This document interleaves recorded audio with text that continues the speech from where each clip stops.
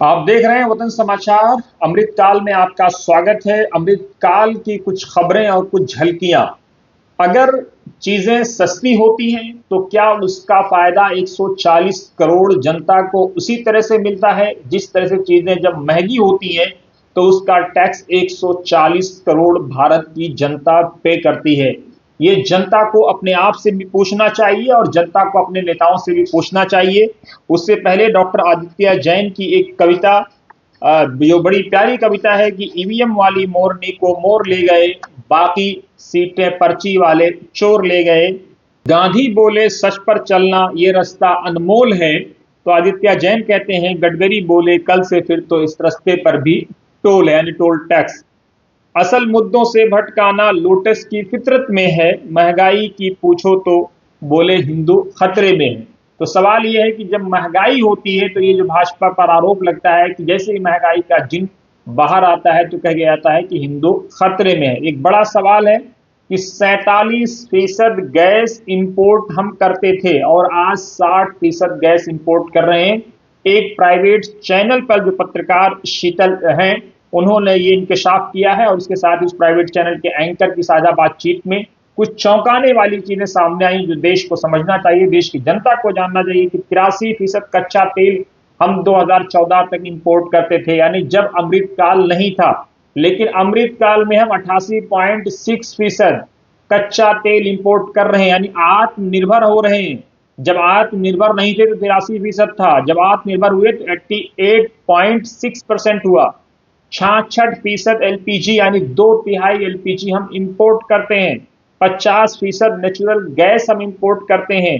मई 2019 में ईरान पर अमेरिकी सैंक्शन के कारण हमने तेल खरीदना ईरान से बंद किया, लेकिन सवाल यह कि आज वही चाइना ईरान से तेल खरीद रहा है। हम क्यों नहीं सस्ता तेल ईरान से खरीद करके अपनी जनता को सस्ते दामों में दे रहे हैं? क्यों हम महंगे दामों में खरीद करके अपनी जनता को हम महंगे दामों में दे रहे हैं? एक बड़ा सवाल है। इसको 140 करोड़ देश की जनता को समझना चाहिए।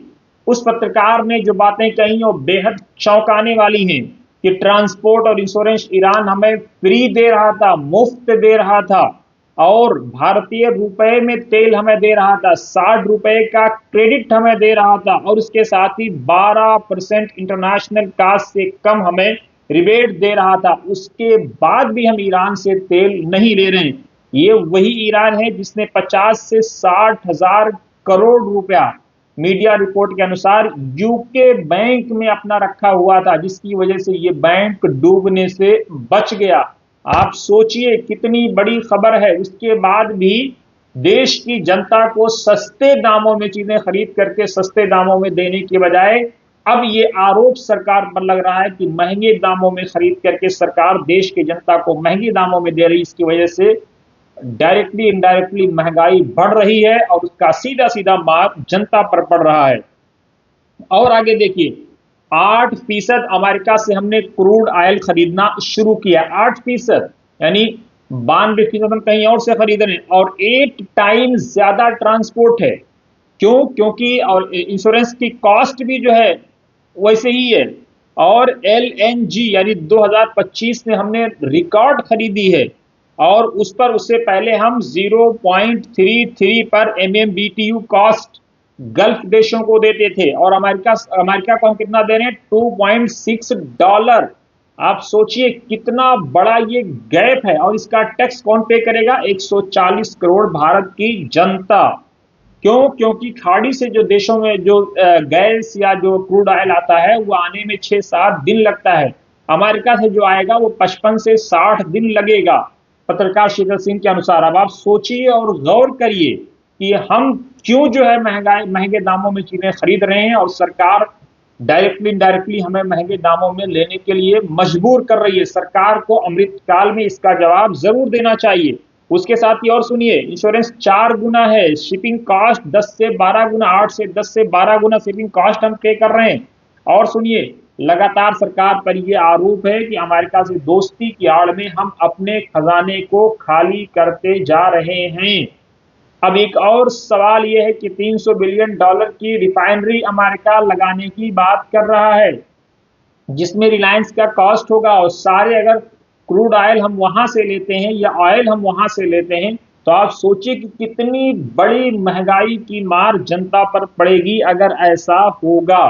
एक खबर और है, समझिए आप कि दिसंबर से हम 22 लाख टन एलपीजी अमेरिका से खरीदेंगे। अगर हम खाड़ी के देशों से ये खरीदते तो हमारा जो भाड़ा है वो $20 होता पर टन। अमेरिका से खरीदेंगे तो $80 पर टन होगा। कितना बड़ा गैप है। $1 ₹93 का होता है। 93 रुपए, 93 रुपीज डॉलर सेंचुरी की तरफ बढ़ रहा है। और जब डॉलर 70, 75, 71, 69 और 60 था, तब आपसे क्या कहा जा रहा था? आप सोचिए, इसका टैक्स भी गरीब जनता को पे करना है, अमीर लोग पे करने नहीं आएंगे। आप इस बात को समझिए और आप तय करिए कि अमृत भारत में आप सरकार से सवाल कब करेंगे। अमृत काल में आप सरकार से सवाल कब पूछेंगे? समय आ गया कि अमृत काल में आप सरकार से सवाल पूछिए।